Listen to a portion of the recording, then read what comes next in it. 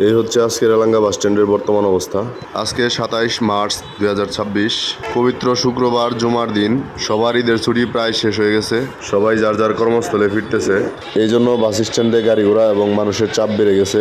গত 24, 25, 26 3 দিনও গাড়ি ঘোড়ার চাপ ছিল, কিন্তু তুলনামূলকভাবে আজকে গাড়ি ঘোড়ার চাপ অনেক বেশি।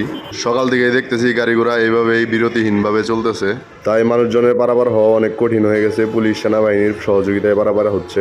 আপনারা এই ভিড়ের মধ্যে পারাপার হওয়ার সময় পকেটে মোবাইল, মানিব্যাগ সবকিছু সাবধানে রাখবেন, কারণ দুপুরে আমার কাছে 2টা ছোট ভাই আসছিল, আমার কাছ থেকে কিস্তিতে মোবাইল নিয়েছিল, তাদের নাকি মোবাইলটা পকেট থেকে নিয়ে গেছে। মা, চাচি, বোনরা, আপনারা যারা আসেন আপনাদের পার্সটাও সাবধানে রাখবেন। এই রাস্তা পারাপার হওয়ার সময় এই দুর্ঘটনাটা বেশি ঘটে থাকে। যখন কেউ কিছু হারিয়ে চোখের সামনে এসে কান্নাকাটি করে তখন খুব খারাপ লাগে, তাই বারবার সবাইকে সচেতন করে দেই।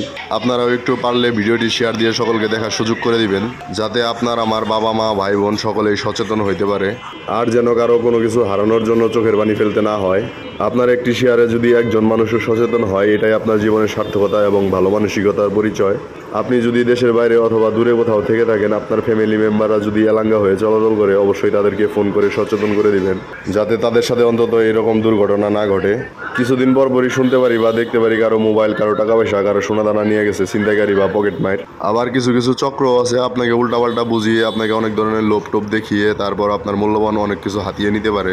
এরকম একটা চক্রের ফাঁদে আমার ফুবুও পড়ছিল, কপাল ভালো ছিল যে তেমন কিছু নিতে পারে নাই।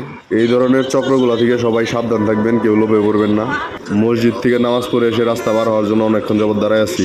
আমরা সবসময় বাস স্ট্যান্ডে থাকি, আমাদের পারাপার হয় কত কঠিন হয়ে গেছে, আর সাধারণ মানুষের কেমন হইতে পারে বুঝেন। সকাল থেকে রাত পর্যন্ত গাড়ি ঘোড়া এইভাবেই নন স্টপভাবে চলাচল করতেছে।